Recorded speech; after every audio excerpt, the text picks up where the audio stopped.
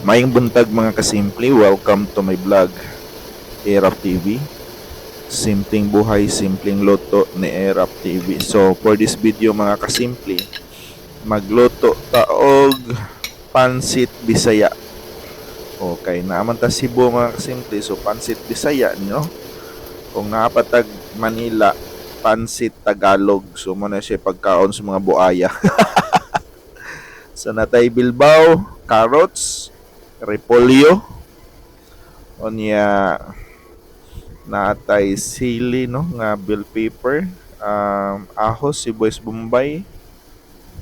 Mao niya ato ang subak mga kasimple no. Pure unod sa baboy onya mao ni ang ato ang longi. Sutanghon na short ko mga kasimple kay unsa ni ga-expect kog napakoy daghang stock no pero wala na di ay.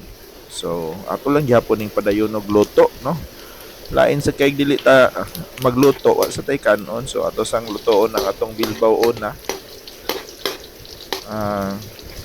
nindot na siya prituhon gyud siya mga kasimple no kay para mapukaw ang mantikang natug siyang lawas.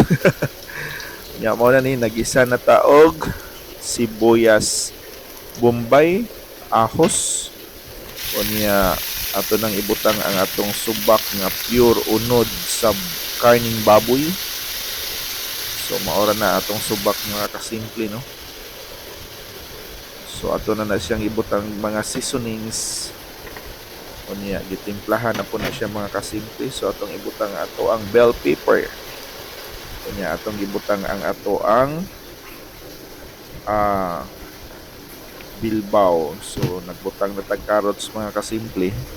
Unya isunod na po nato diha ang ato ang repolyo mga kasimple. So ato lang ning imikos-mikos unya ato na siyang ahaonon para di siya ma-overcook no. Kay para magluto na ta sa to ang pansit canton og sa to ang longi sotanghoni saporo. So mao na ang proseso sa akong pagluto no. Ato na po na siyang gitimplahan mga kasimple no. Kay para mulasa ang ato ang pansit canton ug ang ato ang longi ni saporo. Og ibutang nato diha ang ato ang subak. So ingon ani ang akong proseso sa pagluto mga kasimple. So nakasuway sa kugluto mga kasimple nga dayon-dayon no kanang dili na nakwaon ang ato ang vegetables dinha pero malata gid siya mga kasimple. May nang kwaon nimo nya magluto ka diha sa pansit canton kay ang imuhang gulay dili siya overcook.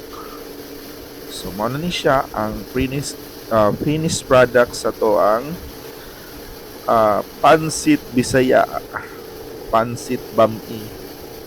So mao ni ang ato ang ipamahaw karon mga kasimple. So no rice, no problem. So kanilang ang ato ang kaonon mga kasimple no. Kay kung ato pa na siyang iparis og rice, gadoble ng atong carbs, so mapadong na siya sa ato ang mataas ang atong sugar. So kanilang ang ato ang tirahon mga kasimple. So ingon ana lang ang life no. So magluto kay mukaon man ta niya mangandam pa dong sa trabahoan mo trabaho kay para natay income gikan sa trabuhan mo uli na pod para mapahuway maghamag-hamag sa tuang bugoy niya matawag na pod mamata na pod sila na ring recycles life mga kasimple no. So ang importante lang gyud din ha nga naalang tay makaon maski kana kung ingon ani lang no. Simple pero masustansya goods na kay na mga kasimple no. Kunya ang importante maski wala tay daghang kwarta no. Pobreta pero himsog lang taglawas malipayon gihapon kay ko ana mga kasimple. Kay ang kabaskog sa tong panglawas di gid ka bayrag kwarta sa tinud-anay lang. Labi na gyud nga bunog na kay tani ato ang kahimtang mga kasimple no.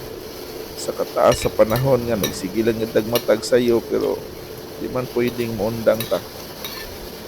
So pwede tang mapahuway pero di pwedeng muundang. So mupadayon. Ana lang ang live. So kanilang no akong ma-share ninyo mga kasimple niya sa sunod na po na kong video kung makahigayon man ta no. Basta di lang ta maapiki sa panahon, sa oras. So naman yun tayo maluto kada adlaw. Ang ato lang yun kung unsaon na to nga pag-manage ang atong time. No? So ana lang. So bye-bye no. Amping tanan. God bless.